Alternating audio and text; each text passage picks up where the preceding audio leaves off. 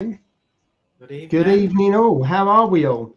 Good evening. I hope you had a really great week and looking forward to a weekend, especially after a bank holiday. It was nice, certainly for me, having a 4-day week, which is always great. So how are you boys? Yeah, all right. Thanks, mate. No bank holiday for me. I don't get bank holidays, so it was a busy one again. But yeah, it was still not too bad. It was good to see everybody else rubbing it in, though. I love that when you're still working, everyone's on a bank holiday. So yeah, it wasn't too bad a week though, mate. Cool. And what about you, It's Jay? lovely to see a lot of the usual suspects in the chat. The regulars are there. Lovely to see all them in the chat already. Yeah, Hopefully we're gonna have a good evening with full of reefing chat. That sounds a bit dodgy, doesn't it? So I met Julie last Saturday at the local station, and I complete with a bag with a frag of candy cane in it. And then passed it on to her, and then we went our separate ways. So it looked very dodgy. No cash was, or was it no cash was exchanged at the time? Yeah, so it was cash exchanged for a bag. So all very dodgy. Yeah, it was lovely to meet you, Julie. Albeit it was a fleeting meeting because I had to dash. I had to get home and I had to go to football. How are they getting on, Julie? Are they doing well in the tank? What was it, candy cane? Did you say? Yeah. There was about 8. I think it was about 7 or 8 heads on a frag. I fragged them good 2-3 months ago. It was the last lot of frags I had on it. So I now need to frag some more in due course when I've got rid of the frog spawn. I'm sure there we go. Knows. There's a good comment there saying, let's hope there's no witnesses, Paul. It's not the first time I've exchanged corals at the station. I've even gone into the station and handed them over so they haven't actually come through the station. And I've met Reef Dog at Canary Wharf where we exchanged a polybox for some cash. That looks even worse. That was ages ago when I was actually working, not from home. So it's not the first time. I'm sure it won't be the last time either. But there we go. There's probably been worse exchanges happen there, Paul. I wouldn't worry about it. Well, yeah, absolutely. Hasn't he offered us some zoas recently? I hope we don't have to catch the train all the way down to get those. Isn't it? Isn't that right? Is it zoas? I think, Paul. What? Who? Me? Yeah, haven't you offered some zoas out or? Well, yeah. So there will be well, yeah. So you're getting So I'm sending some stuff up to you, and I'm sending some stuff up to Ross. I've ordered some poly boxes. They still haven't turned up yet. So hopefully those poly boxes will be with me Monday or Tuesday. So hopefully I can get that stuff up to you next week. But also we have a giveaway later on today. So that is a Zoa. Ooh. So a bit more information, and I've got a bit of a crappy picture, but when I tell you what Zoa is, people can Google just to see what it really looks like. So it's I wouldn't say it's a rare one, but it's not a cheap one either. So the price was a giveaway in the banner that was on Instagram earlier this week. Mm-hmm. So that's something to look forward to, hopefully later on. So Jay, I know before we came onto live, you said about you're in the purple patch of your tank, aren't you? Yeah. So fingers crossed. So this is where all the haters hate, isn't it? When you're kind of in a little bit of a good spell. Now, out of the 10 months that I've run in the tank, I can honestly say, and most people probably agree with this, about 5 weeks where I've looked at the tank and you go, you know what? I'm really happy with the way it looks. Happy with the corals. I'm looking at how clean it is. Happy with the fish. The rest of the time, you're just battling problems and challenges, which I know is a really great thing about the hobby and something we enjoy. But it's the good weeks I find are few and far between. But I'm having a good week and I'm just absolutely loving it for the time being. But also thinking, when's the next problem and what's it going to be and how big is it going to be? Because you know it's going to come. You know it's going to come.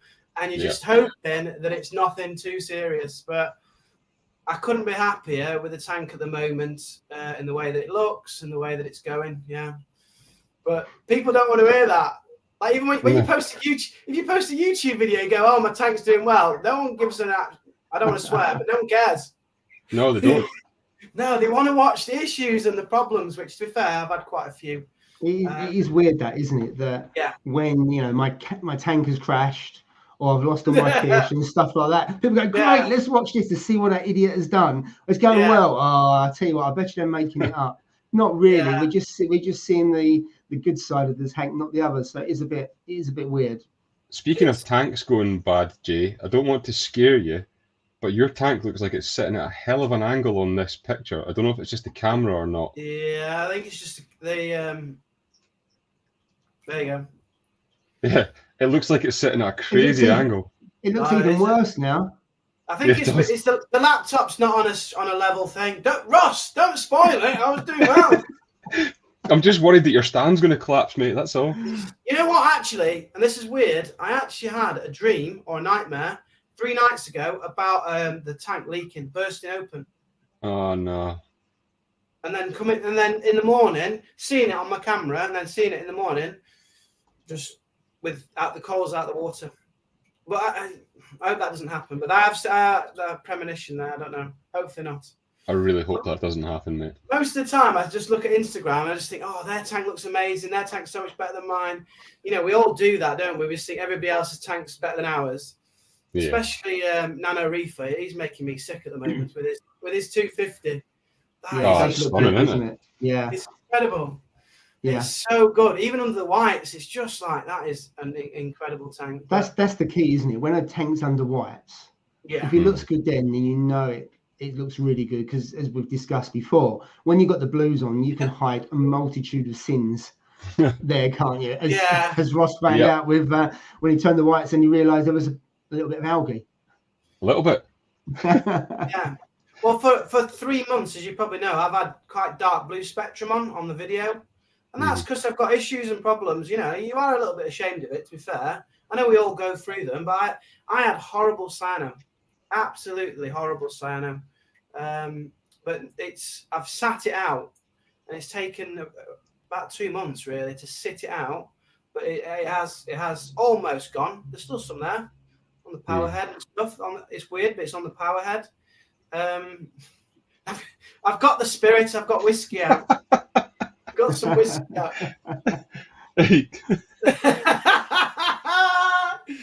Oh my god! Yeah, she's going to meet you, Ross. Anyway, she's looking forward to it. She's going to get your autograph for Crack now.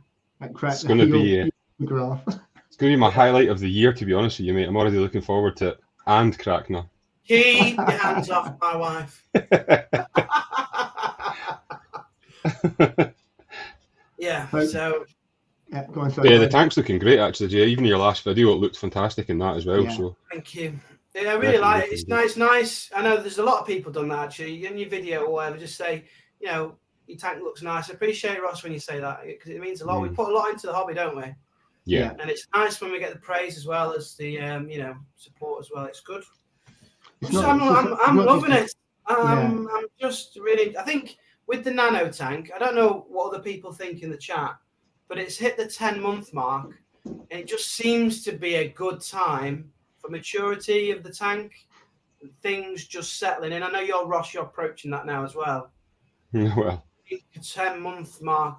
I haven't seen you. I've seen your latest video, but it's quite positive. I thought they didn't. Yeah, it's getting better, mate. It's starting. The algae's starting to clear up a hell of a lot. Good. But there's now a little bit of cyano, but I'm not really fussed about that. I can deal with that. It's more the algae that I wanted rid of. So.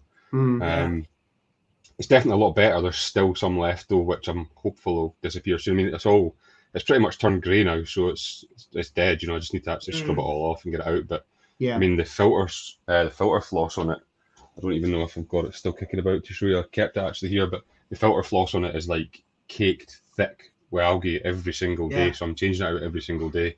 But yeah, it's definitely getting a lot better. And Keris has put there, how's the urchin doing? The urchin's actually doing really, really well. It does a fantastic job, actually. And see, the rock work, you can actually see the perfectly white lines where it's worked its way over the rocks. And it takes the rock back to pretty much how it was when I first put it in. So the urchin does a fantastic job. I probably could do with putting more in there, but then they would end up starving. So I don't really want to do that. I'm just going to leave the one in there and just let it keep going round and hoovering it up. But it's really happy. It's got its little top hat on again still, so it's. I saw a picture of that. It's genius. Has it taken any other frags at all? Any zoas or anything for a ride around the tank? touch wood, no, and I think that's possibly down to the fact that it has got the hat on because it's not needing to pick anything else up. So, I mean, it literally today I watched it climb right over the top of all the zoas, right through the middle of them, and didn't pick up any of them. So, fingers crossed with the little hat on, that's doing the trick, and it's not going to be picking up anything. I did get another one the other day there, so I've got the little cowboy hat now to go with it. So I can swap that out for the cowboy hat. Who's making these miniature hats for you? That's what I want to know. So I get them from Aquaprint UK. Aquaprint UK. Oh, okay. No, I've heard of them. So that's where I get them from. And they're actually marketed as urchin hats. Is that what they are? Yeah. That's urchin. Yeah, they're designed for. You get all different ones. You get all the Harry Potter ones. You get traffic cones. You get crowns. You get absolutely everything. There's loads and loads of stuff there for them. So, if you've got an urchin, it's probably worth getting that because, touch wood, it seems to be occupying it, saving minds anyway. So basically, once it's got a hat on, it won't go after anything else. I believe that's the case, mate. But whether that's true or not, I don't know. I think it feels. Do you know how silly that sounds? Once it's got a top hat on, it won't go after any coral. Well, I believe it's because it tries to protect itself with putting things on it. So I think that's why it grabs stones and coral and stuff like that to try and protect itself. So I believe when it puts the hat on, that's basically its protection. So it's happy then. So I mean, I should have probably got the hard hat one for it. But I was about to say you should have a crash helmet or something like that, really, shouldn't it, for the ultimate protection? Ross, I don't think that's right. I think it's more to do with if it picks up a frag, it'll see your hand with that glove coming into the tank, wondering what the hell is going to happen to it. That's what it is. It's worried about the hand with the glove. Try to keep it away. I don't think going elbow deep on an urchin would do very well, would it? No, not What's this say? The counselling. I still need another shrimp, but I don't know. I got those blood red shrimps at the same time. I don't want to just get one at one time, one at the other, in case because they can squabble those blood red shrimps apparently. So I don't know. I must admit, I've never kept more than one at a time, so I don't know. Not because I was advised against it, just wasn't something I considered to have two in the tank at the same time. They're bloody pricey as well for like a shrimp. They're about 30 quid, the red blood ones. They're crazy price.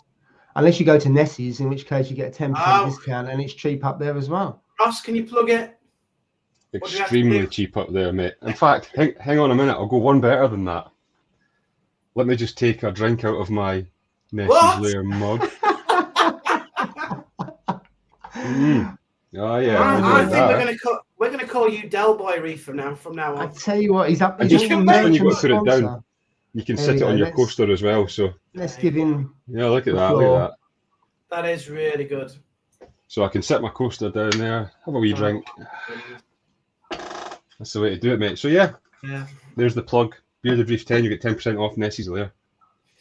But there's nothing left because all the Scottish fisher reefers take it before I can buy it, basically. Well, there's a lot. I tried to phone you the other night, actually, Jay. You didn't answer the phone to me. Once, and then you lot all bought them up. Well, I did try to phone you the other night, and you didn't need the phone to me, or you could have had one. You joking? No. I didn't recognise the dialing code. Did you blank him then? No, I phoned you the other night, mate, and they have, I believe when I was in 2 nights ago. I genuinely want one. Well, there's 2 left, and I think they're out of quarantine a week yesterday, I believe. So in a week's time, they're ready for sale. So if you reserve them now, you'll probably get one. But folk will be watching this, so I'd be. Jay, I'm about to say, everyone else, you're too late now. You're not going to get one because they're all on their phones now. That's the last edition that I want in terms of fish. There you go. Get in touch with Nessie's Lair. In fact, Jay, I'll go one better. Keris, that's in the chat here, actually works at Nessie's Lair. Oh, so, can you? Keris, I want a male though with the like the dorsal fin that flaps up. Yeah, they've got them, mate. I seen them when I was in. Yeah. So yeah, Ross, get in touch and you'll get one. You can help me out here, can't you? Come on. So does Nessie's Lair ship? Do they ship? Yeah, they'll ship all over the UK. Oh, okay. I was going to say that's worth it then, isn't it? Yeah, they ship all over the UK. So cheapest flame blenders I've seen ever. They're a really good price up there. Yeah, I saw one the local prices are cheap for 55 quid. I know, yeah. Did you pay 35 for yours, Ross? Or was it 25? For what? For your blender. Oh, I see you. Oh, right. The one that you haven't got. Oh, here we go. I accuse you of this, and you like, yes, look, yes. He takes it out and puts it in the other tank when he's doing videos. Did you not know that, Joe? That'll be this week's video. I've got a new fish. Let me guess what it is. I think now, I'm not sure if Keris can correct me here or not, but I think they're £25 if I remember right. Wow, that could be wrong with that.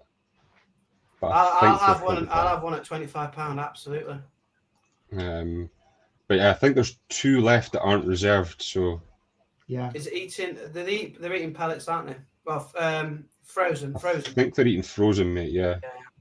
That's the thing. That's the thing to do. Get them on frozen, and then you've got less of an issue. Good question though. Has anyone bought fish online? Recently? Personally, haven't. I haven't. I haven't needed to be fair. I don't know if I would. To be fair, I know a lot of people do, and certainly in the States, loads of people seem to do because there always seems to be loads of unboxing. But I haven't, and I wouldn't because I've got so many different shops to go to. You do like to look at them, don't you, beforehand? But with I like to see them. Process, that's a bit of reassurance, isn't it? I think it's a couple of things. Like I usually like to see them feed. Yeah. And certainly if I was buying something like the fish you're talking about, or a mandarin or something like that, I want to see them feeding on frozen as well. Can we have a poll? I can't do that. You can't do polls? Ross can do it next week, but I can't do it because I haven't got 1,000 subs because I don't make any videos. Oh, do you have to have 1,000 subs to have a poll? Yeah. That's one of the things. You unlock some different things, don't you, Ross? Subscribe to the channel so we can get a poll going quick. Everyone go subscribe to Paul. No, do it.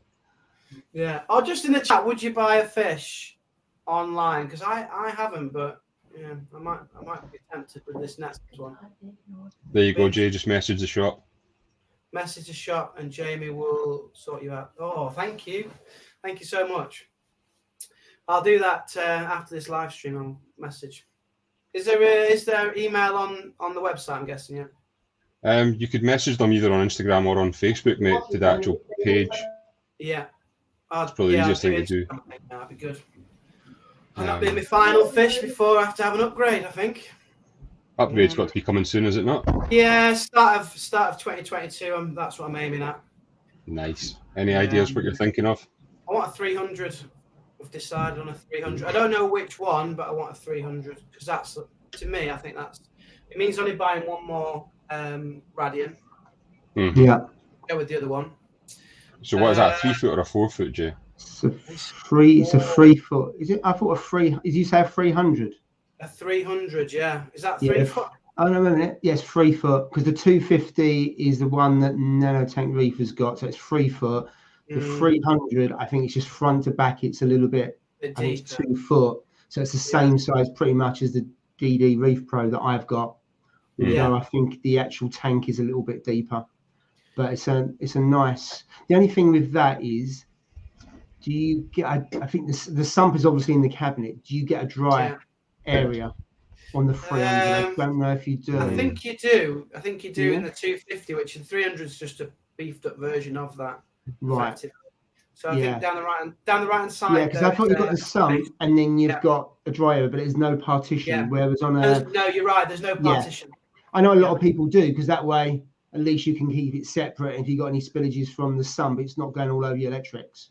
That's the key, I think, is keeping all the electrics in there as you've got stuff all over the place. Yeah. I'm just trying to keep it kind of more affordable by moving the light across. I'll shut this one down. I'll move all my livestock over, the rock over, just give them a bit more room, really, and then I can have a tank as well, maybe later. So is it going into a different room, Jay, or is it going where that is? It's probably going to go in this space that's here.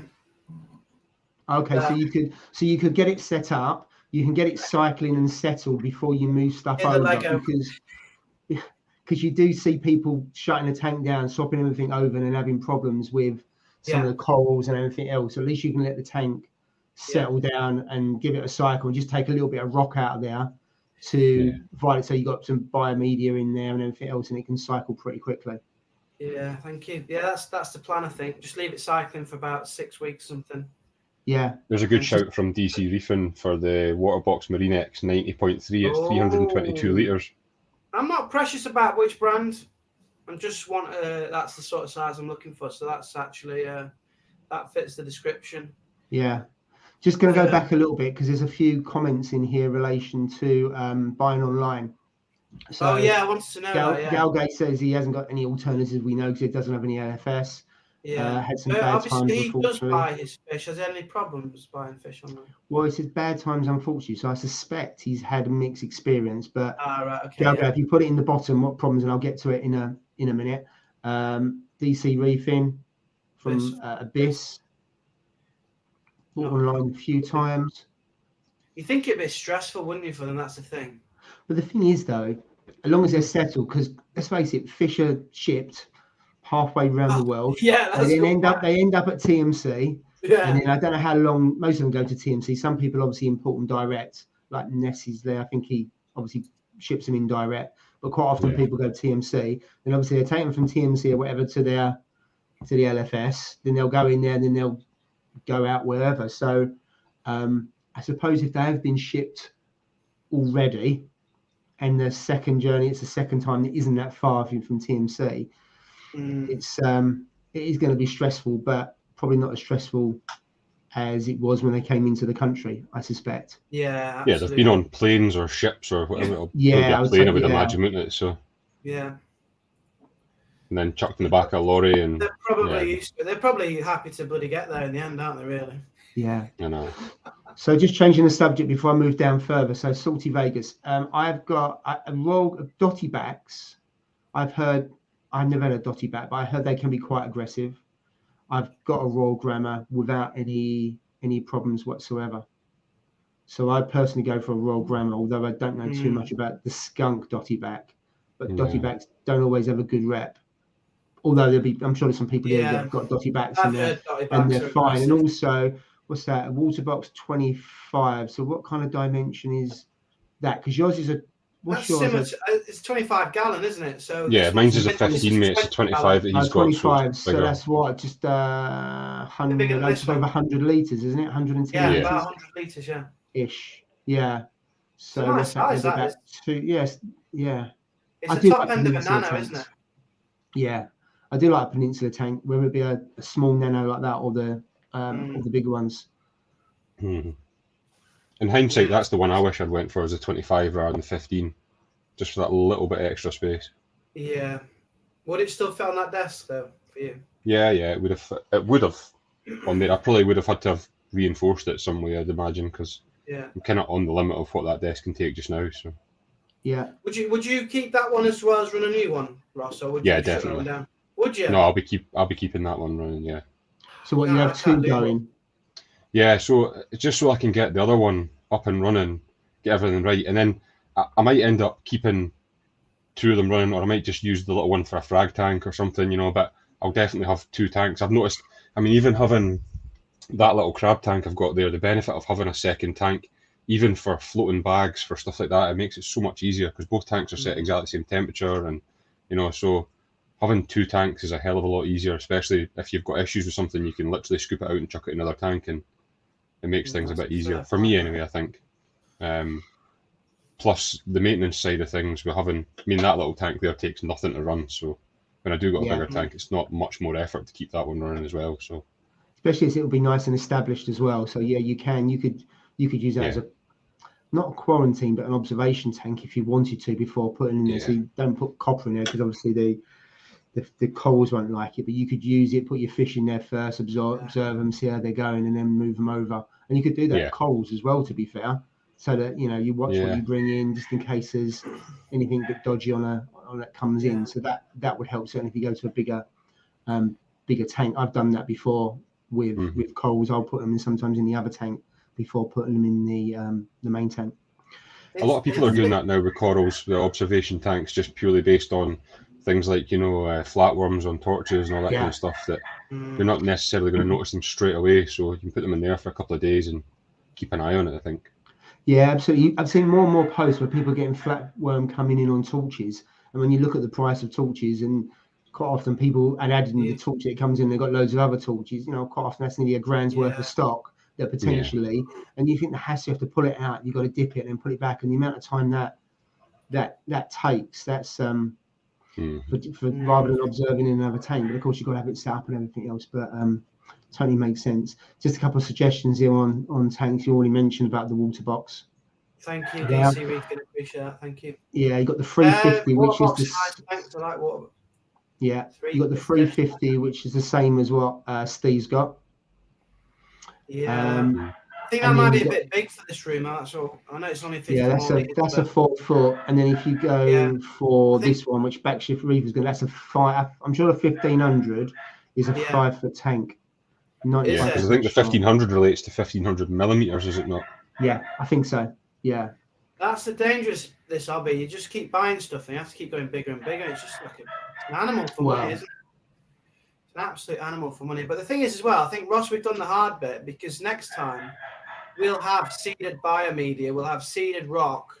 You know what I mean? When you transport it across, you're already on a bit of a front foot, aren't you, with that?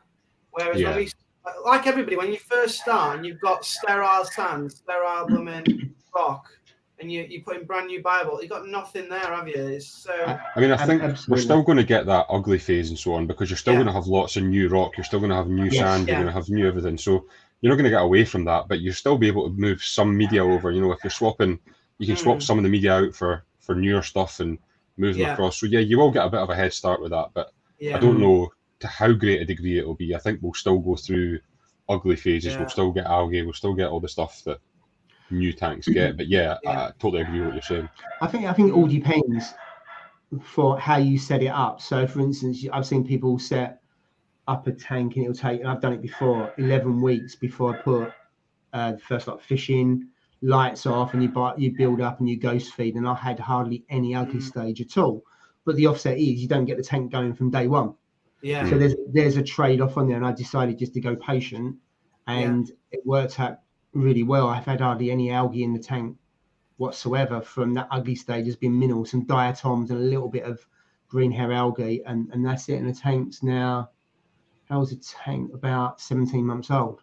Yeah. It helps if you've got a refugium as well. It took ages for the refugium to get up and running, and of course that sucks the nutrients out and out competes the algae that sits in the display. So that helps. But so when you set up, thinking about when you set up this new tank, what would you do differently to when you set up your first tank?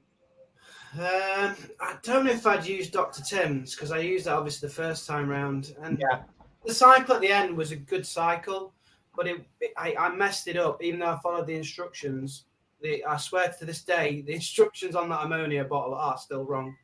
Yeah, they are. Yeah, I might use, is it Fritz? The Fritz Turbo Start, I think it is. Yeah, I think I'd be tempted to use that. That would be a difference that I'd take. But it all depends how you cycle it, though, because are you looking at to cycle and then put fish in fairly soon, or build up the bacteria? Because I always use Dr. Tim's one and only. Yeah, that was good. One and only was really good. I put prawns in to get the cycle going. Raw prawn gets the ammonia, take it out, and then let it go through its cycle. Once it's rotted, just I suppose that's is it a natural way? I suppose it is and it isn't, but that's a way of getting the ammonia to go. Yeah, rather than buying a bottle of ammonia, just get one prawn, stick it in, and it does the trick. And then then it'll go through the cycle naturally. Or whether you're looking at something like ATM colony and putting fish in from day one. The issue with that, if you do that and then you put your lights on, you potentially then asking for algae earlier on because there's no biodiversity in the tank. Yeah. Thing is, there's two things I've learned about this hobby. Patience. So I wouldn't rush it. It'd probably take 2 months to move the stuff over, because everything's better in this hobby if you just sit it out and wait. Yeah. And then the other thing is, whatever it tells you to dose, go under it. Just go under it and wait a little bit longer. Yeah. I think for me, when it comes to moving tanks, though, to a new tank, I think, like you said there, Jay, patience would be the thing, because, when I was setting up this one, even though we all say, oh, yeah, we'll do it slowly, you've always got that itch that you need to, I need to get that done quickly, I need to do it quick. And even though you know in the back of your head that's the wrong thing to do, you still want to do it. Whereas with a new tank, like you say, I'd be happy to set a new tank up over months. Yeah, just leave it. The water, the sand, and the rock in. Yeah. It also helps that you've already got a tank. So the fact I didn't mind cycling it over 10, 11 weeks, it didn't matter because I had a tank in the other room that I could look at. So therefore, whilst you could be impatient, you've got a tank that you can maintain and look at and grow corals. So in a way, nothing's really changed in that respect. So you don't feel that pressure to get livestock in it and do stuff with it. I don't think that's how I felt anyway. So it made life a lot easier. Just changing the subject is Galga put on the screen here had delayed shipping 2 boxes and dead fish, and that is the issue. That if they don't turn up the next day, you've got a really good chance of them not. So unfair on those animals or those fish. So unfair. Someone just Neil Smith put a comment. Am I on the 2nd floor? I am. So I mean, how big is a tank that you can have on your 2nd floor? Because I haven't got concrete floors. I've got wooden. I think it depends on what your kind of load spread across. If you can spread it across beams and so on, you'll probably be all right. I know for a fact I've got a super king size bed in my room, and the mattress on that weighs a ton. The bed weighs a ton. Me in it weighs probably about 3 ton. You know what I mean? There's a lot of weight there, but that's spread across quite a bit. So I think it depends what you're actually spreading the load across. I wouldn't sit it on anything that isn't got joists under it. So you'd probably need to do a bit of lift the carpet up, see where your joists are, and then try and sit across 2 joists. Go across them rather than going long ways on them. So you're only on maybe 2 or 3. Yeah. The 450 I got downstairs goes across. Obviously, it's 5-foot tank, and it goes across them. So the load is spread across. I don't know, 5 or 6 different, maybe 4 joists. I don't know what it is. So that helps. Also, having it by against a wall helps because that should be supported as well. Because you've got the brick wall and it goes across there. I don't know is the answer. What I've seen posts online is some people say get a surveyor and check all that, but I would say if you're doing 300, you've got 300 kilograms, then you've got the water on top, haven't you? And then you've got your rock and everything else. So so 300 for the water, then you've got the cabinet. You're probably not talking short of 400 kilograms. I think you'd be more than that, mate. I think you'd be up half a ton at least. Yeah. Half a ton. Wow, that is a lot of stress. Jay, what kind of nightmare is that going to give you? I'm sitting here thinking. Oh yeah, I'm gonna have sleepless nights over that. If you go next to it and the floorboard creaks, you're going to think, oh my god, is that the joist? Yeah. Well, the other way to look at it though is if you've ever took the bath panel off your bath and looked at what actually holds a bath up, there's not much there that holds that in place. True, and your bath holds a lot of water plus your entire weight as well. So I don't think it's as big a deal. I mean, people say don't go over 200 litres and so on. Now, I don't know. I'm not a structural engineer. But when you see, I mean, my bath's held up by 2 tiny little metal rods and it holds my weight and water. So that's defying the laws of physics, really, from what it should be. But that's a good point. That is, Ross. That is good. I honestly don't know.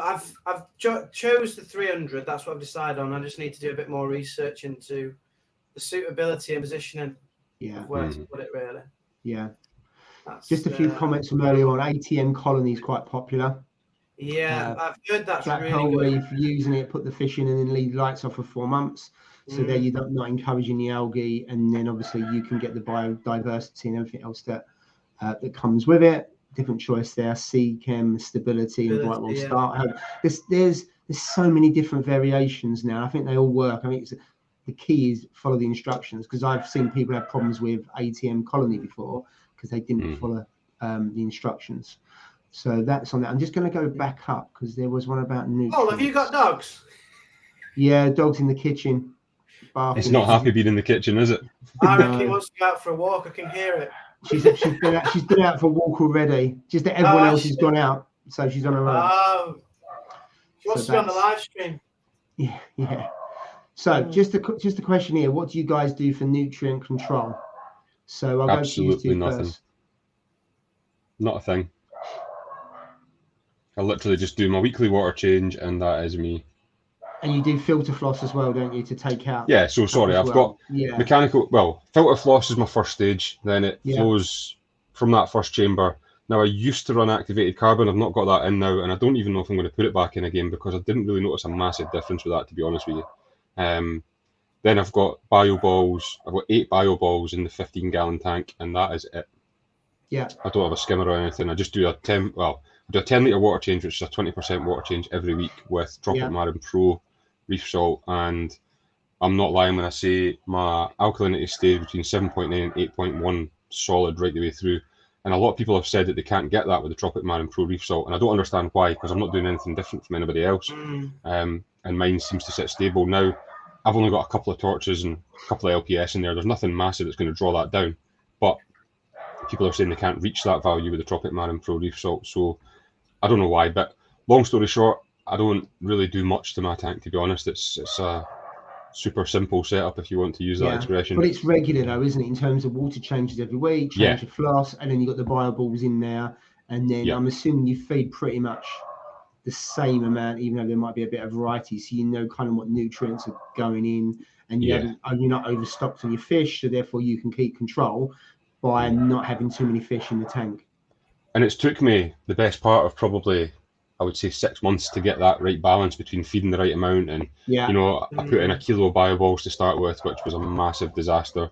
Had to take them out, and you know, there's so many things that it'll take you a long time to try and get set up. But like you said earlier, Jay, I think we're now reaching a stage where things are starting to settle out a little bit, and hopefully it's going to be a kind of easier sail from now on.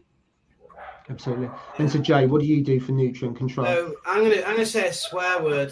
So the first thing in my sump is a filter sock, which I know a lot of people hate filter socks, but I really like it. So there's a 250 whatever it is filter sock. Then it goes through the bio balls into the skimmer. I've got a skimmer in the back because it's all built in. After the skimmer, it then goes through filter floss to be polished before it goes back through into the main display. All those kind of steps. And then nutrients in, obviously, is the fish. I dose coral food daily with 1 mil in this little tank. I dose 1 mil of phytoplankton. What else? And that's probably about it for nutrients in. Oh no, my food for my fish as well, which I do feed. I still feed, you know, despite people said, I still feed 1 cube of frozen a day. Yeah, but if it works and you've got the balance, it doesn't matter, does it? That's the thing, is having the balance.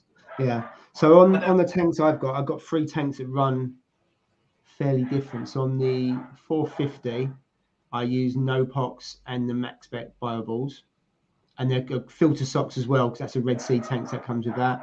On the DD 900, which is a 3-foot tank, I have a Clarisea skimmer, and then I've got a Refugium, and that's probably the tank that has the best control, although I've got light bioload. And then in the other tank, I've just got a skimmer and some MaxBet bioballs in that, and I don't tend to do water changes.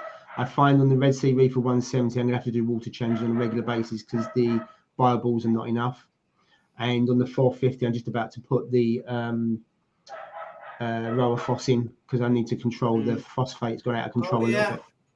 So I have rower phos and carbon in there as well. So you run rower phos all the time, or just all when the it goes? I run rower phos because my phosphates would go through the roof. They'd be like 0.3 if I left them. But interestingly, I don't know if you watched Steve's last video. He put a comment about running higher phosphates in a mixed reef. And you know what? I couldn't agree more with him. I think when you've got phosphates of about 10 in a mixed reef, it just seems to be healthier. The coral seem to be happier with a slightly elevated phosphate level for a mixed reef. I don't know about other reefs, SPS or whatever. But I think it means 0.1, Jay, do you? 0.1, so 10 parts per million, Yeah, sorry, okay. Yeah, 10. But so mine's around about 10 at the moment with rower phos in. If I was to take that rower phos out, it'd be like 0.3, as in 30, as it were, nearly, ppm. So, I run rower phos all the time. Yeah. And how long can we talk about this last week? How long do you use it before you change it over, Joe? I don't know if this is the right answer, but about 4 to 6 weeks. Yeah, that's what the consensus was last week on that. Okay. I mean, some people in bigger tanks have 2 reactors and they'll swap them over because also if you have quite a large quantity in there and then you swap it out and then you put a new in, and it can cause some problems with stripping SPS, because it shocks them, because obviously where it's exhausted and you put it in again and you run them for the same amount of time, it then draws it out too quickly and it can cause problems. Yeah. Why did you run carbon, Ross? I mean, I know it doesn't make much of a difference, but if you've got anything in your water, then you've got that reassurance that your carbon's going to take any of those contaminants out. Yeah, so being perfectly honest with you, mate, the reason I don't run it just now is because I've done the Flux RX treatment, so I took it out for that. But I don't know if I'm going to put it back in or not, being perfectly honest with you. It's one of those things that, do we need to run it? I don't know. I might regret not putting it back in, or I don't know, mate. I'm really not sure. I thought I'd try it without it and see what happens. Because I mean, I'm still dosing Vibrant in as well, so that's going to clear up the water. I know that Vibrant doesn't take out any of the contaminants, but it's going to keep the water clear. Whereas the activated carbon was keeping the water clear, as well as, like you say, taking anything out. Now, I have been really, really strict on not putting my hand in. I've been using those gloves and so on, so I'm hopeful that there's not really going to be anything in there. You know, I've changed the filters in my RO unit recently, and I'm hopeful that everything is going to be okay. I might really regret that, and I might have to put it back in again, but I don't know, mate. Yeah. Just a couple of comments here about Sorry, Jay, just a couple more comments in here about first floor joists. Yeah. It was about about litre water is 1 kilogram. So you are looking about half a ton once it's full, then. Yeah. Someone there's got a 220 litre tank on the first floor. Yeah. There's some stuff there about joists. Galguy's got a 300 gallon at 2.6 tons. I assume Galgo, that's not on the first floor. I assume that's on the ground floor. And for that level, you'd have to support the joists anyway, unless you've got a concrete floor. Then with a concrete floor, you'd probably have to do something. I don't know. Would you have to do something different with the floor? Because with a concrete floor, unless you've got it quite deep, support that level. I'm sure that's in Galgo's garage, if I remember right. I've seen videos of it that he showed me, and I think it's in his garage. So, you know, that garage is designed to take cars and everything in there. So I'm going to assume that it would be all right. Okay. So just what's Black Pearl Reef on about that I'm not monetized on YouTube? What's he on about there? I think it's because you said the F word. Who did? You. What, on your video? No, on this stream you said I'm gonna swear here, and you said no, I didn't swear. I know, but that's what he's talking about, because you said the FS word. Right. It's almost as bad as saying the SW. Well, it made me go back to my YouTube to look to see if they'd taken me off. I was like, what the heck is this? Let me have a look. It's just winding me up again, isn't it? That's what it is. No ground floor. Not on the ground floor.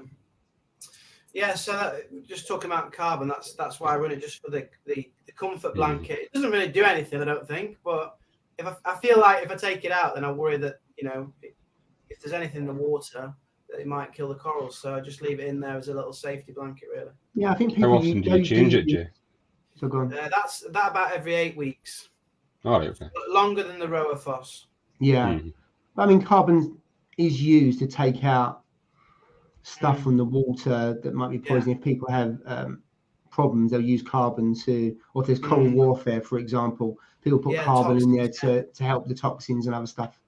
So yeah, that's I'm well behind. I feel like I've missed so many comments. Please don't think I'm rude, because I am trying to keep up with the comments, but I don't see. I'm trying to keep up, and also on StreamYard, it's about 30 seconds to a minute behind. But I think I'm up to date with Coles. I'm up to date with the comments now. I was just thinking there, I think Gaogao's probably got the biggest tank out of everybody that watches this stream, and he's the one that doesn't have a fish shop on the island he lives in. There's something ironic about that, isn't there? Yeah. So everything has to be shipped in, or get on a car across, and then you buy stuff in bulk and bring it back. Do you do that, Galgo, at all? I mean, obviously, we weren't able to do it through COVID, but would you quite often get on a ferry or something, go over to, I don't know, Manchester or Liverpool, wherever's closest to you, or shop you use, and then stock up and then go back? Wow. So that's a thing. When you Go on, Jane. that last comment there, 1.5 litres of rower. I mean, these tanks, these people have got tanks just on a different cost level to mine. Like the expense, you know, running these bigger tanks is astronomical. Because it does add up. Yeah. Every month you use a cup. I've had my tub of Rofos. I've used about a quarter of it, and it'll last me another year or so easily. Isn't it, Ross? Like when you buy something, it lasts forever, doesn't it? So I'm trying to think of what I had the other day that I was looking at.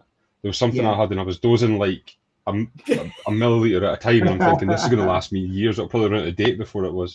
Yeah. And then you've got people talking about a dosing container in like 10 days and things like that. I'm like, the cost running these things. But also when you get a bigger tank, you've got to make more RO. And if you get problems, you've got to do bigger water changes. Yeah. And so therefore you can easily end up changing 70, 100, 120 litres, which is just the pain of doing that as well. So everything just becomes a bigger scale. And on the flip side, you get better stability. But when something happens, it just takes, if something happens on the 170, it doesn't take as much to sort it out as if it does on the 450 in terms of the amount of time it takes to put it right. See, I think that's one of the kind of big things. People always say, go as big as you can when you're first starting out, get as big a tank as possible. And I don't necessarily agree with that based purely on the fact of maintenance. So if you're just starting out in the hobby, and like you say, Paul, if you're changing 50, 75, 100 litre water every single week, you're soon going to get fed up with that. The time it's going to take to mix all that, the time it's going to take to do your maintenance is going to put people off, I think. Whereas starting out with a tank like me or Jay's got, okay, it can be harder with swings and parameters and so on, but the maintenance is that easy that, you know, you can do it no problem, and you get used to doing it, and then you can work your way up to a bigger tank after that. So I totally get both sides of it, and people saying go as big as you can, but I don't necessarily think that that's always the right way to start out in the hobby anyway. Yeah, I went for 125 litre tank for a year before I went for the 450, and I'm glad that I did that because it was manageable. The cost outlay was, I wasn't too sure if I was going to continue or not. So the cost was nowhere near, because you do see people buy tanks and then quit after 9 months, and they've spent an absolute fortune on a 400 litre tank with everything else and the amount of lights. So it is a risk, and you know you're not going to get anywhere near as much money back. So for me, it was a test to see if I enjoyed it or not, and also just manageable. It was a 3-foot tank, nice and easy, and I think I would have been overwhelmed starting out with no experience whatsoever with a 400 or 500 litre tank. I know people do, and hats off to them. I suppose it's like anything; it's down to your preference, isn't it? It really is. Yeah. So just in terms of here, what tanks people got? 250, 625. I love the 250. That's good. 100 gallon and 20 gallon. Aquariums for Life. Now, that Aquarium for Life got a really good reputation as a custom build tank, and their prices are pretty good as well. I haven't seen their prices recently, but on Facebook they get a really good rep. Backshift Reef, are you happy with the quality of their build? That's not the one that Julie's waiting on, is it? No, that was ND Aquatics. I think right. Julie was waiting on. She's still waiting on that. I think so. Yeah, she's been waiting 9 months, I think. Agreed to a 7-foot tank. That is a real step up. Wow. Got to work out support for the tank. Yeah, especially a quarantine system, and everything else that goes with that. So fair play. I'd love a tank that big, but the cost is phenomenal. Yeah, that's the thing though. I would love a tank that big as well, but it's the maintenance over the cost that would put me off. You know, like it doesn't matter if people say I'm not going to do a water change. You're still doing water changes for that first 6 months or a year or whatever until you get there. And I mean, the maintenance is what put me off a tank that size, I think. Yeah, I'll tell you what's a good Reef Dog put a good video out on about like the true time behind the hobby, and he kind of broke down what he does on a day, on a week, a month. It's a really good video, especially if you're not in the hobby. Are you thinking about joining? You know, don't join unless you've got a bit of time on your hands, basically. I think that was really good. What I've found certainly is in the first 12, 18 months, and if something goes wrong or something happens, you then spend a hell of a lot more time and money because you're research, you have to do things to the tank, and you have to go and buy other stuff. so that if things are going swimmingly well and you got to do every week in 2 weeks, I mean, that's fine. As soon as you have a problem, it's a real pain. We've all spent half a day or a day messing with the tank because we've got an issue with it and trying to sort it out, haven't we? Julie's waiting. Speaking of that, Paul. Sorry. Speaking of half days and full days of dealing with issues, haven't you had a busy week? Well, we'll let him catch up with the comments first before he dives into that. Oh, right, okay. Yeah, so Julie's actually waiting for Innovative Marine. Is that from Charterhouse Aquatics? Because I thought they were the only people that sold IM tanks in the UK. I'm not too sure. 200 litre. Right, so I'm up to date with the comments that are on StreamYard. Right, there we go. There we go. Look, Neil Smith, imagine filling 3-4 barrels of water to do a water change that would take 2 days with my RO system. Well, that takes some patience. You could just get a bigger RO system, because I think Reef King has talked about having almost like a commercial RO unit that makes, I can't remember how many litres his makes, like 800 litres a day or something like that. Yeah, the window cleaning one, I think it was, wasn't it? Yes. Yeah. Absolutely. Unless it's got poor water pressure as well, I don't know. Yeah, you can get a pump that can, cause I find on an RO machine running at around about pressure of 50, it seems to be okay. If it drops below that, I know some people that got low pressure have a pump and it can double the output, because my water pressure for some reason has increased. I used to use a pump and the output was double than before from when I didn't use a pump. So it makes such a big difference on that. But then, as you know, I'm in a really crap water area with the TDS of over 300 going in. I know Ross, yours is 30 going in, isn't it? I think you mentioned on a bad day it's 30. Yeah, between kind of 25 to 30 on a bad day, really, and I've got 75 psi of water pressure, so it's quite good here, to be fair. Yeah. So anyway, and it's free. And it's free. Yeah, let's not mention that. I deliberately avoided that because that makes my blood boil. Is that why there's so many reefers in Scotland? Because it's half the price. The water's clean, so it doesn't take much to make RO. And it doesn't matter because it's free anyway. Yeah. I know. Brilliant. So anyway, so last Sunday I was out and we had a power cut locally. And I knew because my son texted me, and then 2 minutes later, quite a few people locally text me.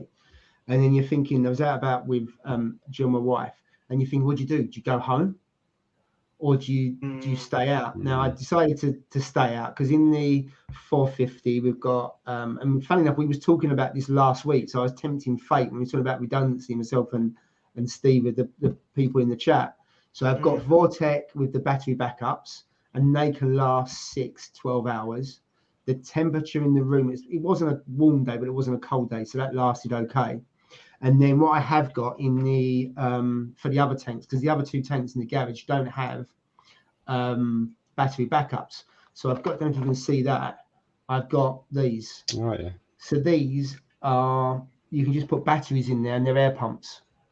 So I've got those. So if I'd had a prolonged problem, my son could have put those in there.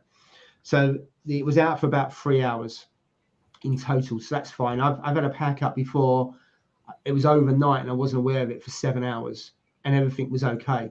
But then when I went to put the tank back on, when I came in, the lights was on, everything else, and everything was fine. And then about an hour later, I realized the water level was a lot lower than it should be. And the Vectra pump stopped working. All it was flashing colors and everything else. And I didn't realize that. So I was trying to sort that out, and I was trying to hard start, a reset and everything else, and it just wouldn't work. So I ended up putting the heater into the display. The shops were closed, so I couldn't go and sort anything out. But on the basis that I had good flow and I had a heater, I wasn't worried about missing dosing for a day. It doesn't really matter too much in the tank, and the nutrients won't build out. And then the next day I went and bought a new M2, so a new Vectra pump. Now, the existing Vectra pump I had for 5 years, and it's actually the power brick. But the problem is when I spoke to the support guys for Ecotech in the UK, really helpful outside of warranty. They said, send the pump back. we'll have a look at it, blah, blah, blah, which is great, but I haven't got a spare pump. And the reason why I wouldn't get a spare pump is if I'd bought a spare pump when I bought this one, I would have had it sitting there for 5 years. Well, I know I can go to a shop next day and get a pump. And also I know the tank can run for 24 hours, as I did with making modifications, putting a heater in there, blah, blah, blah. But it was a real pain to do that. And also what happened is I must have had at least 15 pieces of SPS sticking out the water for 30 hours. Now, what's happened is the acros are fine. So the tips of the acros, that some of them were that much out of the water, they're fine. They've coloured up really well. So the acros are fine. Do that to mine, then. It helps that there's colonies underneath that's actually in the water. But I thought I'd lose them. And the digitatus are okay. The purple stylo, the tips are all dead. All the bits that are out of the water, and now going to have to drain the tank a little bit and cut the tops off. So it's really interesting. An acro that I would consider not as hard as the purple stylo. Yeah, and it's got they've gone white. So probably about that much has gone white across the whole of the colony. And I'm gonna have to use a Dremel on it because cutters won't cut the tips off because it's a really thick colony. So I was really surprised what I would consider the hardiest of corals has died. Not the whole thing, just the top of it has a little bit out of the water. Yeah, acros, I was thinking, well, do you know what? They're just going to, all the tops are just going to be totally white. And also the other Monty, which is the purple plating, that's fine. So out of the 4 types of coral that were out of the water, the one I would consider the hardiest is the one that's died, which I would not expect that at all. But so that was it. I did think about, what do I do? Do I try and do something with it? I just thought, well, they're the tips. It's unlikely the rest of the coral is going to die. Well, that was the hope anyway. So I take it the tips of that will never grow back, Paul. I obviously don't know anything about SPS, but I take it that once the tips die, that you just need to chop them off, do you? Yeah, if it's the top of them, what they do, they all go brown, the tips. I don't remember actually a time where they go brown and then you get growth at the top of that. I can't remember that happening. So I just lob the whole of the top of the colony off. And actually with the stylo, it won't take much because I've frogged it before. Within a couple of weeks, it would have sealed, and with the stylo, it'd be growing back. So I suppose of all of them, it's the one that will grow back the quickest. I was just really surprised that it's the hardiest. Yeah. Just trying to get my head around it, Paul. So, did you think the power cut caused the pump to break and fail, or did you just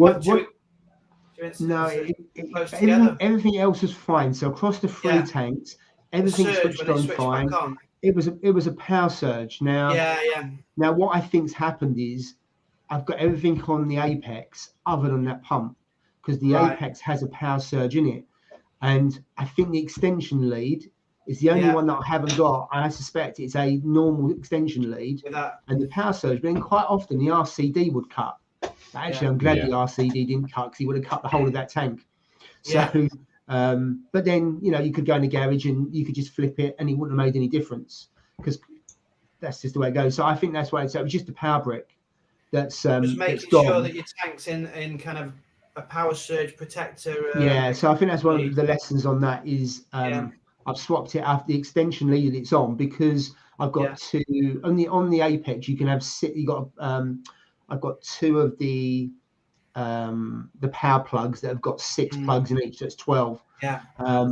I've got in the extension lead 3 other things. I've got the DOS dosers, but that won't have a power surge because they would have been off at the time anyway, or it would have been on standby, and so it wouldn't have been the Vectra. So I hadn't thought before around making sure I have extension leads that have power surge. It makes perfect sense after the event. It does, So I would say do that. So obviously the power surge, I've had power cuts before and it hasn't caused a problem. Now whether it's because the tank is the power brick is old and it's a pump that's 5 years. I mean the pump is fine because all I did was swap over the power brick. I could have bought a power brick, but I didn't want to risk it wasn't that.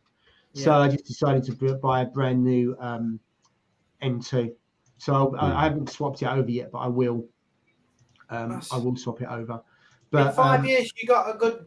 I mean, 5 years for a return pump seems like a good length. Yeah, so I think that's pretty good. I don't know what other people think. I'll come back to the comments in there. It'd be good to think about how long have people had their return pumps. Yeah, I was thinking, you know, like on a car, obviously you have to do certain changes at certain points in its mileage. You know, with a reef tank, after 2 years, should you change the return pump? After a year, should you change the temperature bar? When should you change your skimmer? Is that every 5 years or whatever? I know, obviously, just to be on that cautious side, because when the equipment fails in these tanks, well, you know, you're risking a lot of money and time. So, you know, I'd be interested to know what's a healthy average for a return pump to be changed at, and because obviously I'm new like Ross, I don't really know. Mm-hmm. So I personally think 5 years is good value, but I've got nothing to compare. I've got it. It was the first version. It'd only been out 3 or 4 months. I think people had problems with the L1. I saw some issues with that, but the M1 has been fighting. To be fair, it's still going. It's the power brute that's gone. It's not the actual pump, and also I think helped by cleaning it out. I mean, I did clean it out. I took it out. I put it in citric acid just in case, and it was clogged up. But I think also with my skimmer I've had for over 6 years. That's the -1. That seems a long time. Yeah, but as soon as that clogs up, it looks a bit crappy. I clean it, and I think that's half the thing. If you clean it, then it should. Then I suppose it's just about the reliability. It's not going to break because of lack of maintenance. It's just going to break for another reason. Sod's law, it breaks when you're not there. That's the thing, isn't it? Well, that's the issue. So if I'd been away, then the other 2 tanks would have been all right, but I would have lost everything in that tank because the batteries would have run out on the. Well, no, in fact, the tank would have come back on. The return pump would have failed. That wouldn't have come back on. So therefore, nothing had been dosed for a few days. The heat would have dropped because the heater's in the sump, not in the display. So I probably would have, depends on how many days, I reckon more than about a day and a half, I would have started losing things because the heat would have dropped. However, it depends on what time of year it is as well. Yeah. The it helped that it was summer, didn't it? Yeah, but it wasn't for that long to be fair. As I say, I've had a power cut for 6-7 hours before, and it's been fine. Thing is, I suppose when you start losing things, though, that's when it could have a knock-on effect. Because I mean, if you've got a couple of dead fish lying in your tank that are decaying away and levels start to change and everything, it can snowball on quite quick. I think from there, couldn't it? Yeah, and this is a really good comment because this is why I've got in the DD 900. There is no room in the sump. There's no dry cabinet, which we were saying about earlier on. So it's in the garage. So all the plugs are out and about everywhere. It doesn't matter. But I would not buy a tank for the living area unless it had a dry area. For that simple reason about you do see people, and good luck to them if they're about electrical sockets being over the sump and everything else. And you see loads of tanks and people have tanks for years running that way. I would not trust myself because I'm so clumsy. I end up dropping a plug in the sump and everything else. So I wouldn't buy for a living area a small tank where I couldn't hide. I'd have a separate little cabinet with all the electrics in, which I think what you've got, both of you, haven't you? Your electrics are obviously separate, and obviously you haven't got a sump area anyway. No, I mean my electrics sit kind of back from the tank on the wall a bit. That's just purely for ease of access for me. I've had a couple of people say it looks terrible and I should move it and so on, but it's my tank. It works for me. That's what I like. I just love being on YouTube, Ross. Everybody just tells you the truth. It's really good. At the start, I used to bite and I used to be like, "Who's he talking to? What's he?" But now, fine. That's great. But it's accessible. It's good that you can actually, get to it there. Yeah, that's the reason I've done it there, mate. And it's actually, it looks like it sits right on top of it, but the way it is, it's behind and enough that even if the whole thing fell off the wall, it's going to fall right down the unit at the back rather than at the tank. So. Battery backup. Is that Russell there? I want a battery backup, but I'll end up getting one when it's too late. It's one of those things that you buy after you've been stung, isn't it? So there's different ones. I've done a bit more research on this. So you can get the Ecotech ones. They're really expensive. They're 200 quid a shot. I bought them when they was a lot cheaper than that. So I've got 2 of those. What I do see quite popular is you can buy a server backup. So ones that people use for a computer. And I looked in Amazon, you can get them between about 150 and 300 quid. The difference is obviously it will have more juice in it and it will last longer. And they don't look that ugly. So you could try one of those, and then you just got to set it up. Obviously, that when it goes, you know, you don't have the lights going, but you have your heater going and you have your power head, which is in your return pump. So you could probably get one. Let's face it, with all the livestock you got, Jay, for the sake of, and then people want you go for 150 quid. You could do a DIY one, which would probably be a lot cheaper. But the problem is, it wouldn't look as good, because I've seen people that have lined up car batteries and everything else. And of course, that's great. It's going to be cheaper, but it's going to look a real mess. So I mean, the reason why we have reed tanks is they're beautiful, aren't they? They're like they're living artwork. Why would you put a car battery next to it? It'd spoil it, wouldn't it? Yeah. How does it work anyway? So everything in your reef plugs into the battery unit, which then plugs into so I've only got the power heads. So at the moment, I've got the 2 power heads connected. So the MP40 is connected to. The battery connects to. So on the Vortex pumps. Batteries to charge, Yeah, you basically have a lead that comes out of the battery and goes into the bottom of the controller of the MP40, and so therefore, if you just turn the MP40 off, then nothing happens. If you every month I do turn the power off on the tank to make sure it kicks in. To make sure it is charging. I mean, I could run it for 2, 3, 4 hours, but I know it's working. So you could do it that way. I thought. So I would get a battery backup, Jay, if I was you, or at least, because at least then if you're not home, But I know I'm actually worried. I must admit, I wasn't concerned at all, for the simple reason I've had power cuts before, and also if I've given the tank a deep clean for 2, 3, 4 hours, everything's turned off for that period of time anyway. Yeah. Mm-hmm. So let's see what else we've got in terms of comments. It's the age-old thing of where do you stop? You know, how many spares do you get for things? How many battery backups do you get? You've got to draw a line somewhere of where you're willing to stop. I agree. So I've got a spare heater, and quite often I've got the heaters because I warm up the the salt water and stuff like that. So that was good, because I didn't want to take the heater out of the sump, because it would have been a real ball's ache to take it out, disconnect it and everything else. So just by popping a heater in, it was a lot more convenient. I haven't got any spare lights. I've got a couple of spare power heads, but they're more to do with I use that to mix salt up.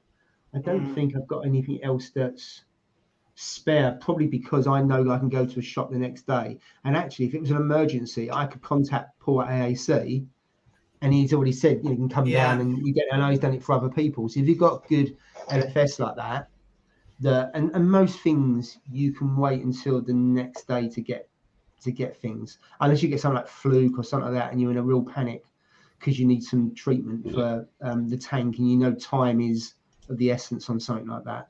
Most things I think could wait, because let's face it, if your heater went, Jay, you could fit a new heater. If your power head went, your return pump would do the trick for a number of hours.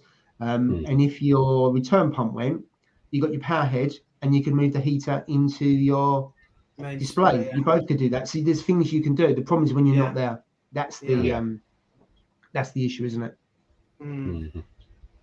So it was an interesting and really bizarre, because myself and Steve talked about redundancy and backup and all that quite a bit last Friday, and I said, no, everything will be okay. It was a good live stream. It was interesting. I know you were talking about backup temperature heaters, weren't you? That's it. Yeah, it was the same one where my heater, as you know, has been in for 6 years. The glass and he was having an absolute fit because he changes them every year, and I totally get why he does that. It makes sense, to be fair, for a 50 quid heater or whatever it is, to save thousands and thousands of pounds worth of stuff. Yeah, absolutely. Mine is not the money; it's been pure laziness on that. And if the heater went, then I'd get a notification on the Apex. Wow. Yeah. If the heater blew, that's a different issue. Russell's just sent me a picture of his back. I don't know, Russell. Are you happy for me to share this picture? He's got a series. It depends what the picture's of, Jay. I'd maybe be a bit wary about that. It's just a nude. That's all. Oh, we'll share that then. We'll be fine with that. Right, so I'll put you on full screen, Joe. I don't know if he's happy for me to show everyone. I don't know if he wants me to show. Let's have a look. Is he happy with that? And then it's a serious, but he's got a huge tank. What was his tank like? It's either 7 foot one, I think. Yeah. So he has got a serious tank.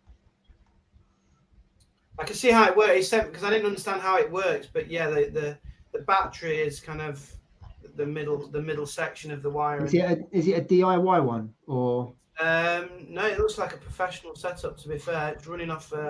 Yeah, because the computer server ones I'm guessing this is in his garage. I think it's in his garage as well. Ross. Yeah.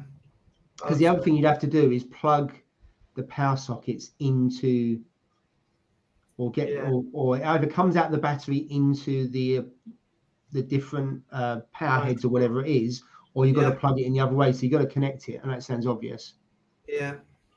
He's obviously good with electrics because I won't know where to start with this sort of thing. But yeah, he's happy for me to show it by the look of it. So yeah, I'll put it on solo. So that's his. Jesus, yeah. Yeah. Oh, okay, so there's that car batteries on the floor, or something looks like car batteries on the floor. Yeah, I think so. Yeah. And then that goes in, and there's what's that unit on the wall? Is that plugged into that unit on the wall, Joe? Yeah, that's looks like it's mains fed as some kind of inverter, I would imagine, or a charger or something like that. It's what it looks like anyway. But yeah. So of course, in the garage, that's ideal, isn't it? Yeah. Mm-hmm. As long as you keep it away from the salt water. I mean, that's got some serious power, isn't it? It's going to keep his 5 foot tank going for quite a while. That is, by the looks of it. Sorry, I've got a light ring here. Sorry about that. That's all right. There you go. It's probably better there. Yeah. I can see it. Yeah. So how long would that last? That looks like that's a serious. I suppose it depends on how many things you run from it. But if it was the basics, that looks like it could run for quite a while. You get through 12 hours, wouldn't you? Yeah. I'd imagine that would last a while. It depends on your batteries, but car batteries, you could have, I don't know, 100 amp hour batteries, for example, and then just work out what it would actually last. But I think it would run quite a while. If you're only running power heads or heaters or something, I think you'd get at least a couple of days, I would imagine. Yeah, I suppose it depends on what kind of wattage you got on your heater as well, but you're right. Yeah. With that number of batteries and they're fully loaded, you'd probably be okay. You could also go down the route of going really techie and putting solar panels somewhere and having the solar panel controller charging those batteries as well. So, I mean, I've got the motorhome that's got the solar panel on the roof that charges the batteries for that, and you can go away for like a week at a time, and that'll still keep charging everything as long as it's getting daylight. So, depends how far you want to go with that. Eh? Yeah, I suppose so. Someone's put on here about Parker's Reef, and if you had a massive setup like something that he's got, then I would probably go for a generator. Yeah, you'd have a generator that's all set Diesel up. generator. So if you're not there. Exactly. You have it all set up. You test it, and as soon as you have a problem, it kicks in. So whether you're there or not, it doesn't matter because it's all well and good having a generator, but then you got to bring it in. You got to hook it up. But if you're not there, then you're stuffed, aren't you?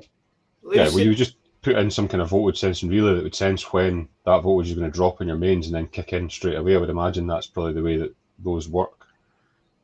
Yeah. Lucid Reefs just sent me a link to a video that gets really good reviews for anybody thinking about setting up a battery backup for a nano. The video is there. Is this the telegrams one that people talk about? Yeah, because Black Pearl Reef mentioned this last week on here when he was talking about it. Is it that one? Is it telegrams? Put it big so I can't see it. Well, let me go. Yeah, mate, try and make it big. So it's this one. I still can't. I can't make out. It's all blurry, Jay. If you send it over, Jay. I tell you what, Jay. After the live stream, put it in the link. Yeah, we'll do. It's Ben Cook's channel called AI Nero DIY battery. I think someone mentioned Ben Cook in it earlier on in the live stream. In the description. Yeah, and there's some other comments. I need to watch that. It looks good. It looks like an affordable way of doing it, but maybe for a nano, obviously Russell's is a full setup, isn't it, for a larger tank? Yeah. I've heard a lot of people talk about the telegrams video that was on the go. It's meant to be a good one. So. Yeah. Some more comments about. Oh, there it is. Yeah. Thanks, Lucid Reef. And Neil, very lucky. 20 years and not had a power cut. I think I've had 3 power cuts. Oh. locally since I've had the tanks running. So that's seven years, which isn't bad going. He must have his own solar panels on his roof or something. I don't know. That is very reliable, isn't it? That? Yeah. So I'm just going to change the subject because there was a comment earlier on.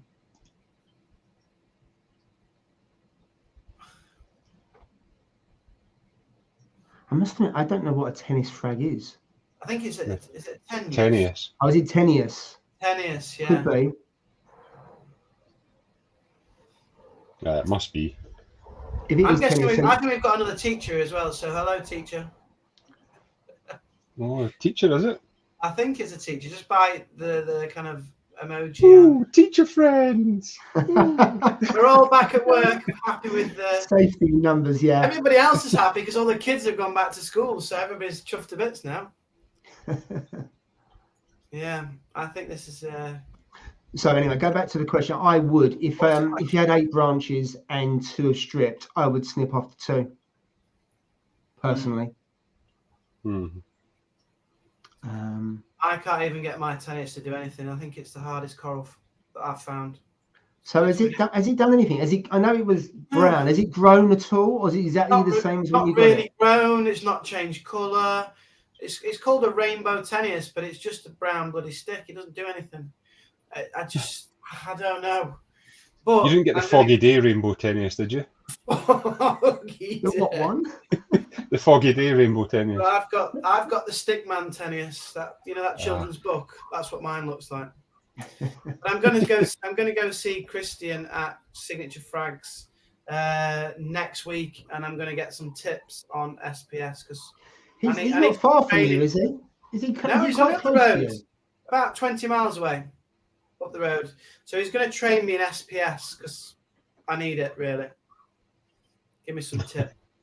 So Aquapora tennis. I mean, what the hell is going on with them things? They're just so difficult. They are quite tough to grow, to be fair. So you started at the top end, Jay. It's a tester frag. You get them testers. I've got one of them. I've tested it and it's not worked. But anyway, it's still there. It's not dead. That's the annoying thing. If it died, I'd probably be a bit happier now because at least it's failed and gone. Well, it's just hanging around doing nothing. As you say, it's taking up valuable real estate, isn't it? Yeah, and it's expensive real estate when you've got a tiny nano because you haven't got much space, have you? Why don't you sell it? Well, you can't really sell it as a rainbow, though, can you, Jay? Who wants to buy a brown rainbow? I'd have to be good at marketing to sell this. Hey, Ross, you're good. You're the Dell boy. You can sell anything at the moment, I think. Jay, I don't even think I could sell that, mate. You sold your crab to Sea Friendly Reef, so yeah. Oh yeah, he's still to get that, hasn't he? He hasn't collected it yet. Have you seen his new channel? Funny enough, he started a new channel in German. I haven't watched any of it. I saw it. The video came out yesterday, and I thought it was better than the English version. It's got subtitles, but his personality comes across more. He's more animated than in the. I mean, his English is great. Don't get me wrong, but I just thought it's only one video, but I thought it was really good, and I think we'd probably get better videos on the German version than you will on the English version. Is there subtitles on it, Paul? Yeah, there is. Oh, that's fine. Yeah. So he's not very good at picking up on hints, though. When I hinted him to come and look at mine. No, he didn't. You mean to say he's not coming to see yours, Jay? I don't think he is. No, I think I think he's prejudiced against nanos because everyone he has on his channel are like 300,000 liters or something. I don't know. You'll get your upgrade on there, mate. Definitely. Well, to be honest, I don't think he's interested in my tank.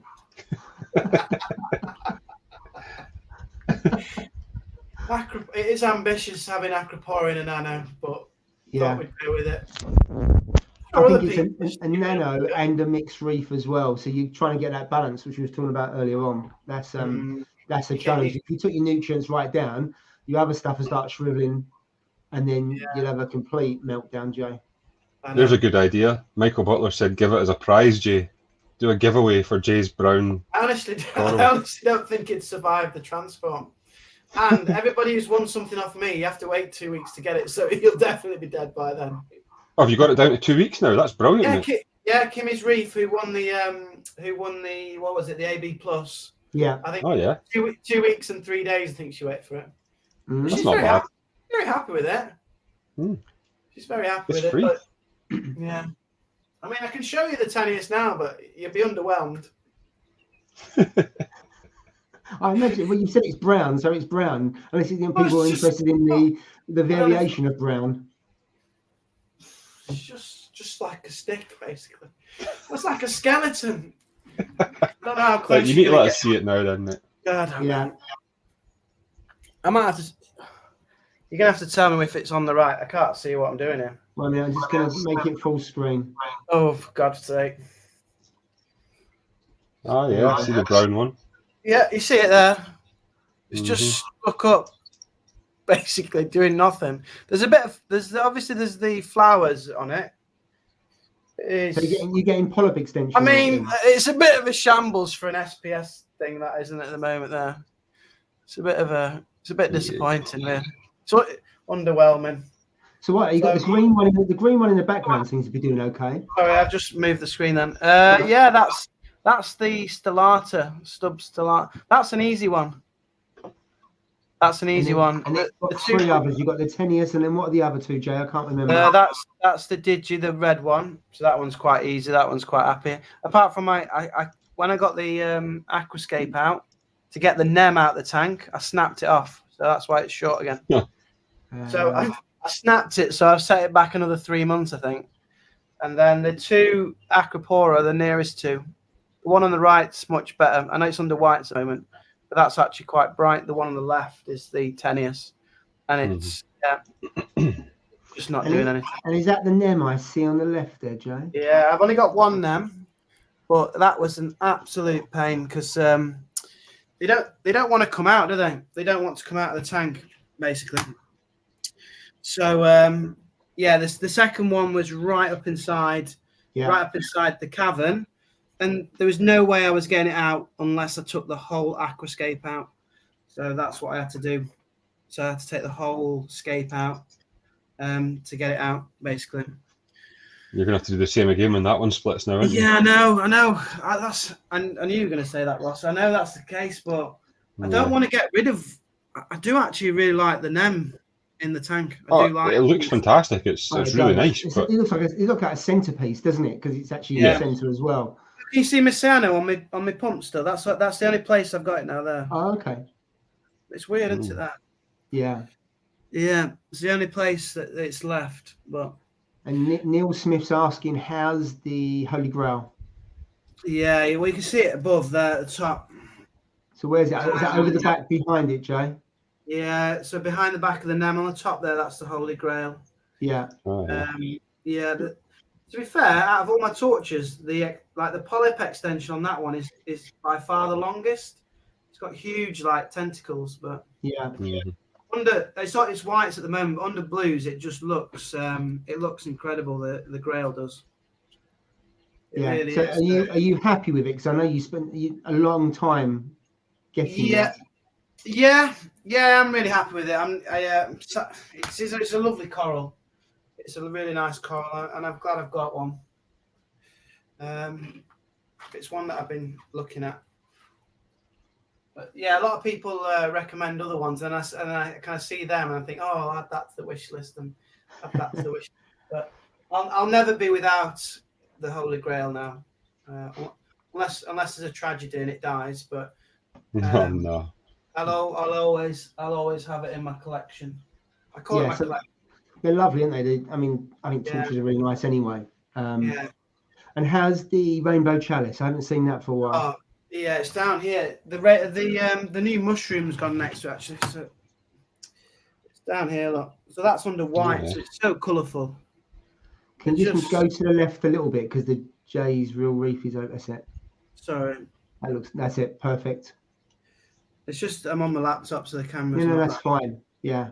But yeah, this is whites and it's still colourful. Yeah. We talked about that last week as well, about even under whites, you still get a popping colour, let alone under blues. Mm-hmm. Yeah. I mean, I'll be honest, the Rainbow Chalice is my favourite still. And I've got 5 torches and I love the torches. They're my second favourites. But the Rainbow Chalice is just, It's just, I still think it's a different level. And I asked Steve that last week. What would he if he had one coral? Would it be a rainbow chalice or a torch? What would you choose? Oh, I'd go with a chalice. I think it's just again a different level to the torches. It's just super bright. The coloration is just incredible on those corals, and it's easy to keep. It's really easy to keep it happy.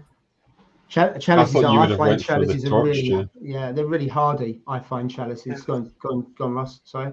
No, I thought Jay would have went for his Holy Grail, because that would seem to be the ultimate thing that he wanted. But interesting, you would take the chalice. Yeah, it's one of those weird things, you know. Like you've always wanted. I've always wanted a Lamborghini. If I got one, you know, it might not be quite as. I mean, I'm not saying it's not good, the Holy Grail. But next to the Rainbow Chalice, when I've got them side by side, I think the Rainbow Chalice has the edge on the beauty of it. But I've got to, there's a couple more on my wish list to collect still. As you know, the Pikachu. Yeah. Steve thinks he's getting his hands on it. He's got no chance. I'm going to take the whole lot. Well, so where do you think Steve? Where do you think Steve is tonight, mate? He's not down there. That was stop winding me on. No, he's never know. No. So the Pikachu. I do like that red planet as well. I know they're not that rare or kind of unique, but they look quite nice for coloration. They are nice. Yeah, they tend under lower light. They go a little bit more green and red, and then they start popping the red when you keep them quite high up. So they're quite nice on that. Let's go through a few comments. On a green torch. So on that one, Julie was saying that she wanted a green torch, and Michael Butler said his LFS is £57 for a small one. That is ridiculous. Wow. My LFS now, again, plugging it, but it's £20 for a small head of the green torch at my LFS. So £57 is ridiculous for one of them. So Julie, I messaged you after. There's someone in Romford, I think, who's got a lot of torches. They might have a green torch, but of course you've got to get there. But let me have a look, and I'll message you later. If you can get a tank, that's £57 for a small one. That's a lot of money for a green torch, isn't it? That's ridiculous. Like I say, that one I've got was 2 heads, and it's £20 for a head of that. Yeah, and it's massive now. How's your other torch doing, Ross? On that one, really nice one. It was it yesterday or the day before? I noticed it had basically retracted back into itself again, and there was hardly any polyps on it at all. It looked really, really small, and I thought there's something not right here. Yeah. So I took it out and dipped it, and got one single flatworm, but like a big one off it. So really? I don't know. I mean, that torch has been dipped twice previous to that when I got it, and that'll be the 3rd time it's been dipped now, and I've had it for weeks and weeks and weeks. So there must have been a single egg somewhere that's been missed that it got off. But I think you're almost always going to get something like that on torches. It's very difficult to try and get rid of that. So I've put it back on the sand bed just now with the intention that I'm going to take it out every 4 or 5 days and just dip it again and make sure there is nothing there, just in case there's any eggs. But it's came back out. I mean, it's opened up quite a bit now compared to what it was the other day. Yeah. So I think that's what it was. I was kind of unsure whether it was too high and it was the light that was annoying it, because it is higher than the other one. But I think it's definitely just been the fact that it had that one on it. So Ross, have you got any more room for other fish? Yes. Because that's what you could do, and I don't know. How many fish you got?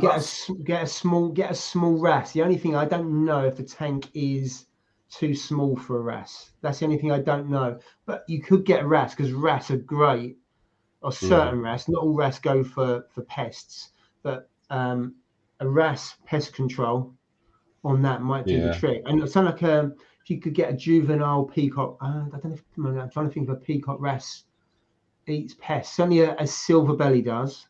There's certain type of wrasse, and I can't remember the name. I'm sure someone in the chat will know. There are wrasse are really good for that. You quite often see LFS will have a combination of wrasse and tangs and other fish like that. Damsels are good for that, but I wouldn't suggest a damsel. Yeah. That could I go a mean, bit worst mad. case, I could get one and then take it back to my LFS just once it's done its job. Yeah. To be honest with you. Yeah, get But a juvenile. Yeah. I'm touch wood. I'm going to have got it with the next couple of dips that I do, and it'll all be all right. But I'm trying to remember the name of it. But when I spoke to Jamie at Nessie's there, he said he could get me in. Now it looked like a little slug, but it was black with blue accents on it. And I think I cannot remember the name of it for the life of me. But he said he could get one of them in for me, literally put it in the tank to get the flatworm out and then take it back out again. Yeah, but I can't think of the name of it. They're terrible swimmers. yeah, and so therefore people have had them in a tank. You just see them floating around because they just can't cope with any kind of flow. And I can't remember the name of it for the life of me. And I wouldn't say they were rare, but they're quite hard to get hold of. So if you could get one of those, just a case of how it would cope in the flow. but I think the problem with them is you've really got to keep them fed or they'll starve, I believe. So it's one of those. Yeah, I think it is one of those. Yeah, absolutely. If you haven't got many in there, and you don't want many in there, it's not really really worth it, I would say. Yeah, I know. On that, Coral Reef Queens, good to see you online. I saw your post earlier today on Instagram with your little garden of trackie. You look very nice. Yeah. Mm-hmm. Yeah. So trackies, would you go for scollies as well? Because scollies are really nice. They don't tend to inflate as much as trackies. I want a scolly. I still want one. Yeah, because you can get the button ones, so they'll be really small. Because I know, have you still got that trackie, or did you get rid of it, Jay? No, the one that was. It sits in the cave. It sits in the cave all the time. It's there. I can show you it, but it's retracted at the moment because obviously I've been messing with the lights for just the live stream. But can you see it? And underneath the fish. Yeah. It's not very fluffed up because of the lights and things, but yeah, it normally was huge, weren't it? In the corner, it was going twice the size. But it prefers to be on the rocks, I find, because when there's lots of sand around it, it kind of gets a bit a bit upset. But yeah, it's still here. The track is in there. Cool. So just a couple of comments here about peacock wrasse. They're my favourite, and if you you can keep a group of them. So I've got 3. And I think I said this before. Had my time again, I would have got 8. Have a school of 8 of them swimming around. They're fantastic, fantastic fish. I think. Pink streak wrasse for nano. Brave if you get a 6-line wrasse because they can go rogue. There's that one there. I love scollies. I love scollies and I haven't got one. Yeah, they are nice. They are beautiful. They are. Yeah. I like the war paint ones. I've got a war paint. They are nice. And they're quite hard as well, I found. What was the one that you had, Paul? Did you have a reverse bleeding apple or something, was it? Yeah, that's still fine. I haven't put it on the rockwork. It's still on the sandbed, but the coloration of it's just fantastic. I would like to get a bleeding apple as well to go next to it because I think the colours would contrast and be really good.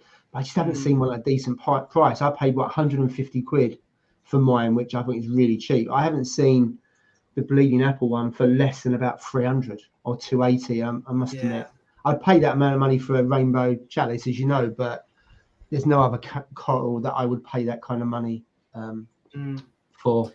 I'm sure Scully is number 1 on Reef Doc's video today on intermediate corals, so kind of mid difficulty. Scully's number 1. I'm sure it is. The colours that you get from these scholars on the seabed is just incredible as well, isn't it? It's the variety. I don't feed any of the scollies. I just got sufficient fish. I don't target feed or anything like that. And I've had the war paint for, how long have I had the war paint one? Probably like 3 years. And that's been fine. I must admit, I don't feed any of the corals. I'm not saying you shouldn't. People do, and you can see the coloration, and especially LPS, they go really plump and everything else. There's definitely something in it for feeding corals for sure. Yeah. I think. Right. Shall we have a competition? Or I was going to say that. As a Yorkshireman, I think we should have a freebie given out here. Save some money for somebody. Right. Nice. So we are going to use the roulette wheel. So what is up for grabs? We have got one. So this is UK only, this prize, but there will be something for overseas as well. So for UK viewers or anything that Royal Mail deliver to, which is basically UK. So I think Isle of Man's in, so I think Gal, you're okay. It is 2 polyps of Dayglow volcano. It probably won't be a surprise because I actually posted a picture on Instagram today, which was the original frag that I've got. The colony is now about 12 polyps, and I've fragged some pieces on that. So I've got 2 polyps that is nicely settled. I fragged it probably about 3 weeks ago. So that is what is up for grabs. We had a look the other day. There was. If it's like that, can I enter, please? They are absolutely stunning, those insects. If it's like that, I'm definitely entering this. So one. it depends on your light, but it is supposed to, it is like that. Yes, oh so it's a lovely frag. Now, price wise, there's not many places online you see sell it, but there was 2 polyps for 180 quid. Not saying you couldn't get it cheaper elsewhere, but that is what I've seen, and hence why I put it was £180. So that's the giveaway. So I think that one that Jay's got there was worth £500 if I remember right, because I looked at it on Google and I'm sure that one was going for 500. Really? That is special, isn't it? That one. Wow. So yeah, it is a lovely zoa, and I found it's a slow grower, but nice and hardy. I don't think it's one of those that is a melters, and I'll look at my tank tomorrow and it's all melted. But so nice and easy. If you want to enter, just put in the comments zoa. Oh, easy one. Yeah, because I can't cope with anything more than that. And then what I will do, if people want to, so we'll keep it open for 5 minutes. And people want to put zoa in there. And then what I'll do, I will let you guys chat whilst I fill in the Wheel of Fortune. Oh, look at this. How are your zoas getting on, Ross? I know you've always been a fan of the zoas from day one, haven't you? So I love them, mate, and I don't quite know if it's been due to the fact that I had such thick algae or if it's due to the fact of me putting in the Flux RX, but the polyps on almost every one of them seem to have got a bit smaller recently. Now, I don't know if it's a psychological thing because I had no algae and seen them, and then when the algae was there, they've obviously retracted a little bit or what, I'm not entirely sure. But I'm confident that the polyps on them are slightly smaller now than what they were before. So I don't really know what's been affecting that, if it has been the algae or if it's been the Flux RX, I don't know. The Flux RX is meant to be perfectly safe for everything, and touch wood it has been, to be fair. So I'm not entirely sure what's caused it. But I mean, they're still growing. There's still new polyps coming, but they just don't seem as big as they were before. I haven't fed them at all now. I know a lot of people don't feed zoas, but I did used to feed them reefroids every kind of 2 weeks, maybe 3 weeks or so. I would put some reefroids in. I haven't done that at all. So whether they've just got withdrawal symptoms from that, or I genuinely don't know. But they do seem a little bit smaller than what they used to be. But like I say, they're still growing new heads and so on. And the urchin still lives. Did you share some pictures on your Instagram this week of some nice zoas in your tank? I think you did. I remember rightly. I think I did actually. Let me just have a look. They look nice. I'm trying to think what ones those would be. Between zoas and pallies? Because I mean, I've heard both the terms. Is it the stems or what? So I don't know the technical difference, but I know that I've got pallies and I've got zoas, and the pallies that I've got seem to be a hell of a lot bigger than what the zoas are. So I don't know if it is? A bigger head? I mean, I dare say there will be some structural difference inside them, but the ones that I've got definitely seem to be bigger. I've actually kept the pallies out the way because from everything I've read and heard, is the pallies can be quite aggressive and they'll take over zoas and basically, you know, they'll grow over the top of them. So I've kept them out the way, and I don't actually know if I'm going to put them. So they're on a frag rack just now, and I don't even know if I'm going to put them on the tank. Well, on the rockwork, because I don't really want them taken over. There were ones that I got free when I bought some coral that came with it, and it was just a single polyp of, I think it's called alien eye pallies. But like I say, it's a single polyp, and without a word of a lie, there's probably 12 to 15 polyps on that now, and it's probably the quickest growing one out the entire tank, and it's the one that I probably don't want, to be honest with you. Yeah, I found them to be quite aggressive and quicker growers, so I tend to avoid them. I think the pricing on zoas is largely to do with how quick they grow, isn't it? I think. Yeah, or how fancy their name is, or something. And the rarity of them. They used to go for I haven't seen them so much. I haven't followed them. They used to go for a fortune. The ones that were imported from the States with the funny names, they'd be easily 500, 600, 700 quid a pot. They might still be, but I don't tend to follow zoas as I used to. Speaking of zoas, if you don't already, have a look at Zoa Tank Boys channel on YouTube. Don't know if you've seen their stuff. It's two American guys. Some of the zoas they've got some real, and they actually posted up. I think it was on their Instagram the other day. They had a rock flower in them, and you should see the colours on this thing. Jay, see if you've seen that, you'd be on a flight to America to pick it up, mate. It is absolutely stunning. Anything that pops colour, that's what you're after, isn't it? Yeah, I'm just going to actually see if I can find it, because it was unreal. That does. Zoa Tank Boys. Is anybody in the chat helped us out? Jay, what about that, mate? Oh wow, that is nice. Good. Look at that. I'd like that. I'd like one of those as well. That looks nice. And I think, well, from what I've read, I don't think rock flower nems are quite as aggressive as I've heard that, normal nems. Yeah, I've heard they do move around, because Neil's. Remember Neil's? He posted some videos recently, didn't he? Neil's Reef, yeah, but he had a rock nem, and I'm sure that went wandering, not as much as a normal nem, but I'm sure they do move around a little bit, because I'm sure I remember seeing the video. But I'd love to get some rock nems, because they look really nice. Oh, the colours on them are incredible, to be fair. Yeah.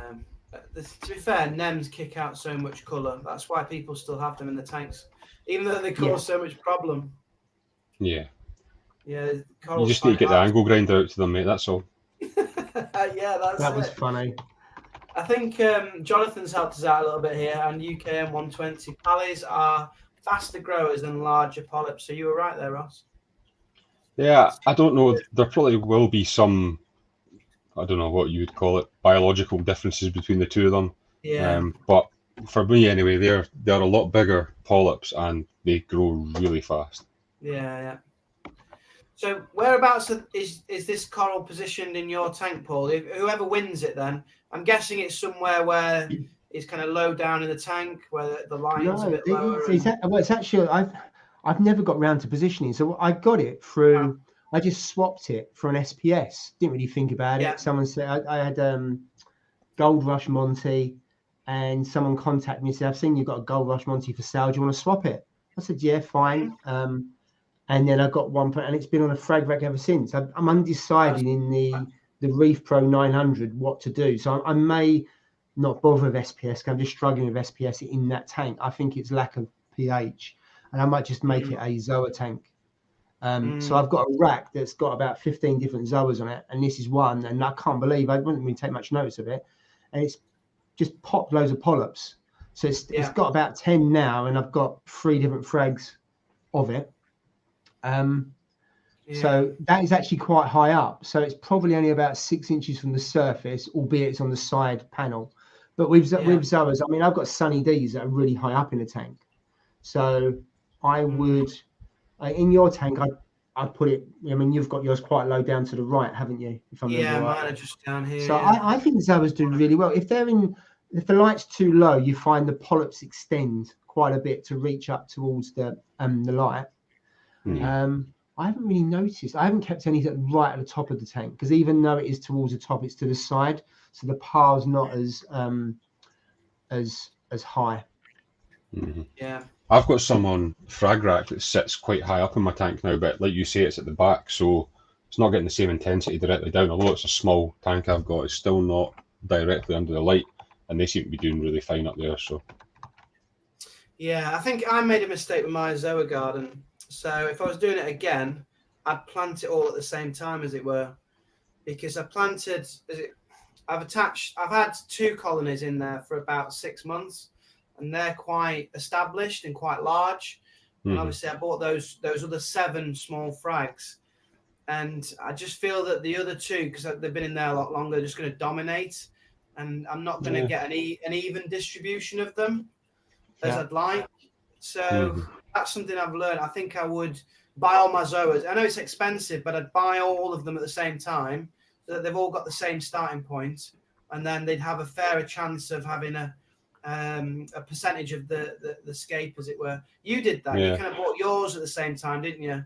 And they're all Yeah, so I kind of bought them in clumps as such, mate. So I would put like ones that I'd bought all in the same area, and then the next little area I would put them in, and so on. Yeah. So it seems to be okay that way. I mean, a few of mine have grew into each other, and I've just basically stopped there, and looks quite good, to be honest. So I think as long as you're getting clumps of them in the same time, then you should be okay. Yeah, I think I think the problem is, Jade, is that they, as you say, they grow at such different rates. So even if you put them in at the same time, you can get dominance. So utter chaos, I find, they overtake a tank. Whereas something like seduction, which are really nice, they're a slower grower compared to that. And your bam bams have grown quite a bit, haven't they? I remember I saw the picture on Instagram the other day, and that's taken over. So the problem is you put them in at the same time. There's no guarantee that you'll have an evenly spread garden, which is no different to putting stuff in the garden here, is it? Yeah, really, that's in true. reality. I mean, Algae Warriors he would put the expensive ones in first, give them a head start, and then put the cheaper ones in. I mean, that's a good strategy, actually. But when you're first doing it like I did, you just didn't think like that. But now, from experience, that's a much better strategy. But I've got some rainbow hornets, right? All of the frags have been brilliant. Ocean blue corals. If you want zoas, just go to ocean blue corals. They are phenomenal zoa frags. But I've got some rainbow hornets. They're the only ones that are sulking. And I said to him, why are these sulking and the others aren't? He said, I can't explain it. They're just a zoa that will just sulk from time to time. And they close up. Got like their own little, little personalities, as it were, in the sense that, there's some that are just more sulky than the others. And I mean, there's a comment there about the fake lime chilies. So I've got fake lime chilies in my tank, and they grow really fast. And they're probably one of my favourite actually in the tank, because the colour of them is like a really bright purple pink centre with a kind of green yellow outside of them, and they look amazing. Yeah. But they grow really fast. I love that phrase, grow like weeds. It's brilliant. Yeah. He always says that. Steele'll say that about his SPS. He's like, my SPS grow like weeds, and it just makes me jealous. He makes it look easy. It does make it look easy. Right, so last 2 minutes. If you haven't entered, put Zoa in the comments, and then we will start in a minute. So just going to go through some of there. So some people put that seduction, rainbow incinerators. They're one of my favourite. I've got quite a few of those. They're really nice. Lime green or fake. Yeah, I've seen those. God. So what's your favourite of the one you've got so far, Jay? What's your favourite Zoa? The BBEBs probably. The blue eyes ones. Just because you've got a really pale blue and then they've got the orange around the outside. Yeah. I'll go with that one. What about yours, Ross? I was just having a look there, but I'm still pretty confident it's the scrambled eggs. It's my favourite. I know they're quite a basic one, but they're nice. Yeah. And they're not expensive. Scrambled egg, rastas are really good as well. They've got some really vibrant colours. I like utter chaos. I just think they're really nice. Yeah. They're really cheap, really easy to look after, and I just like them. The utter chaos are probably one of my quickest growing zoas that I've got. Yeah. Yeah, they're good beginner corals as well, but they are brilliant. Every tank's got to have some zoas in, surely. I think they're so underrated. Yeah, they are. Yeah. I know a lot of like the old school SPS guys hate them, and I kind of get why they hate them, but I think they're just so underrated for the colour they add to a tank and for how easy they are. Yeah, I think actually if you get into the hobby, it's nice and easy. They like a bit of dirty water. You can put them in nano. You haven't got to worry about it. They're really good. I think some people that get into SPS then look down their nose. Yeah, they do. Those kind of corals. They can be that in certain places and certain forms. You see some posts on that. And unless you've got wall-to-wall SPS and all that, then you're not a proper reefer. Mm-hmm. This is interesting. When I have my friends and family come round and I show them the tank, the corals that they tend to pick most often in here is the zoas. They like the zoas the best. Yeah. When you're in reefing, you realise that is not, the most prestigious or rarest coral. So you kind of, it's for us, we're kind of trained to think, oh no, zoas are kind of, your everyday kind of corals. But for the non-trained reefer, they're actually one of the favourites, and they are underrated, massively underrated. Yeah, it's the age-old thing though. It's your tank. It's whatever you like. So if you like SPS, great. If you like Zoas, great. It's if everybody's tanks were the same, it'd be boring. Absolutely. And there's another great one, Sunny D. So I've got some of those for you, Ross. Sunny D's. They're really hardy. They're lovely. Lovely Zoas. Right. Okay. Let me share my screen. Oh, I'm excited for this. Good luck, everybody.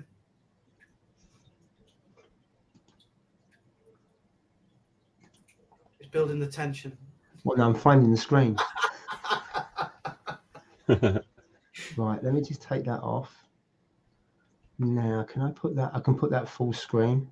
Yeah, there's the bit there for full screen. Right now, see if you click on full screen on the actual blue bar, Paul. Is everybody on who should be on before we spin? Have we missed anybody? No, it's not it. See on the blue bar on that bit there, you can click full screen and it will go. Ah, like that you mean. Right. So before we start, I want to be able to scroll up so everyone can see their name, but I can't. So mine's just froze, mate. I don't know if anybody else's is frozen, but I can't see it spinning anymore. No, it's not. Yeah. Right. Okay.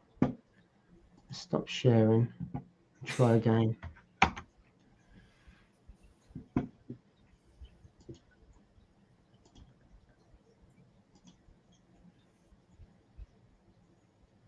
So there's a comment there from Algae Warrior saying you could do a Zoa tank and it'd be amazing. I totally agree with that. See, just tanks that are, when you see nice like Ian's Reef and people like that have got pure Zoa tanks, they're incredible. Yeah. So what I'm going to do, I won't make it full screen because I think it will freeze. Yeah, it's frozen.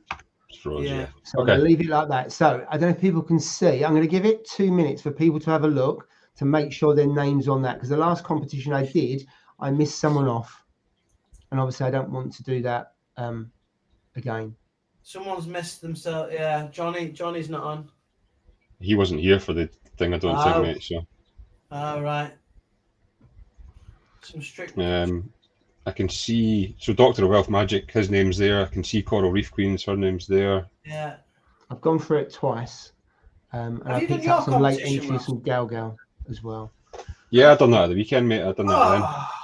Who won the £100 voucher for Nessa's Lair? Who was it again? It was Neil somebody. He messaged me today actually telling me what he got. He got a load of torch. He got torch and some other corals and so on, and some quite good ones actually. Neil Reid was the one that won the £100, mate. It was such a good competition that was, Ross. Some good prizes. Was good, actually. Who won the RO unit? It's a guy that comments on here called Rudra. Oh, was it? Yeah. Okay. Yeah, I've seen him. I've seen him a few times actually. So yeah, he won that one, mate. That's good. Really good. Right, let's spin it if I can. So why can't? Not much help if you're colourblind.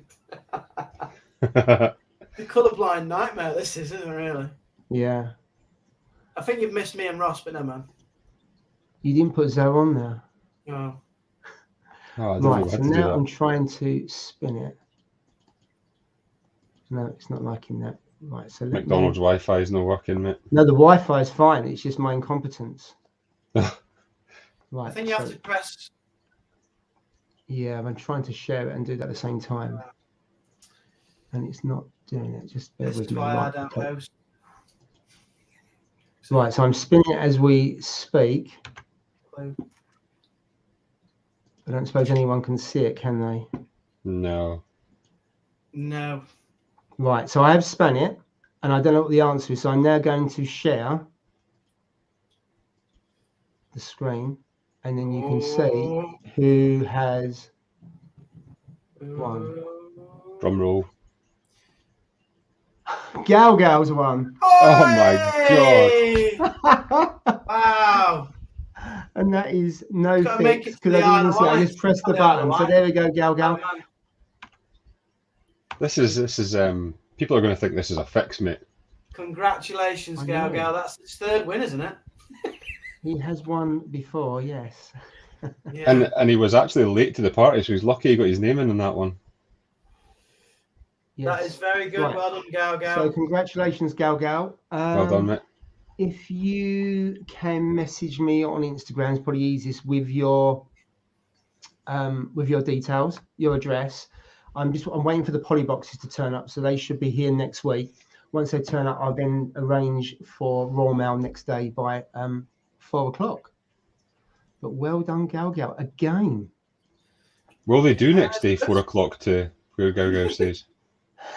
I think I do, because you can send raw mail there. Because if you can send raw mail there, you can get it. Right, yeah, because he hasn't got an LFS. I'm sure everything goes by raw mail. True, yeah.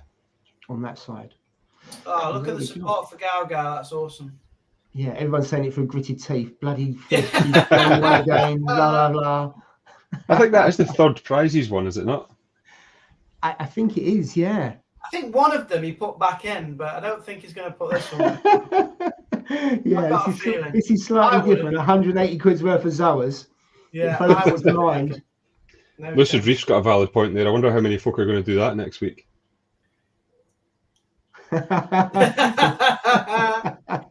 It's true. Very good. Yeah, there you go. I returned one, remember? Yeah. So there's a lot of love in that stream. Well done, Gaga. Yeah. He's overseas. Well, we got that in. Oh yeah. He's overseas. Technically, yeah. Is that right? Are you classed as the as UK Gal Gal? Have we got a steward's inquiry? Steward's inquiry here. I'm joking. Yeah, he is UK. Yeah. No, very good. I'm sure that'll look nice in his Zoa garden. Yeah. Yeah, absolutely. Yeah. Right. So anyway, thank you for all those that have taken part. Class as France, I think. I think if he was in Jersey, then possibly you'd have a fair point there, because he'd be closer to maybe France. The Republic of Ireland might be a bit nearer. Possibly. Brexit. That's a good one. Put Ross's crab in with it. Put him off it. So actually, do you want to give a giveaway of your crab? I could post that down to you, mate, and then you can send it out to him. Yeah, we won't put it in the same pot as the Zoas, because it turns up and you've got a frag plug and you've got a crab and there's no Zoas to be seen. I don't think I would be willing to post that, because the poster would be driving the van and next thing the crab would go in his neck or something. I'm trying to give him a go in.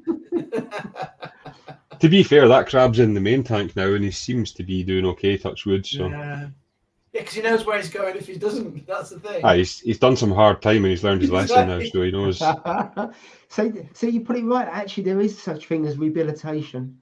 And you've put him in there and he's done his time, and he may have been a bit disruptive at times and destroyed everything in its path, but got out on probation. So it works. He certainly didn't get out on good behaviour, that's for sure, but he did get out in the end. So I'll have the crab as well.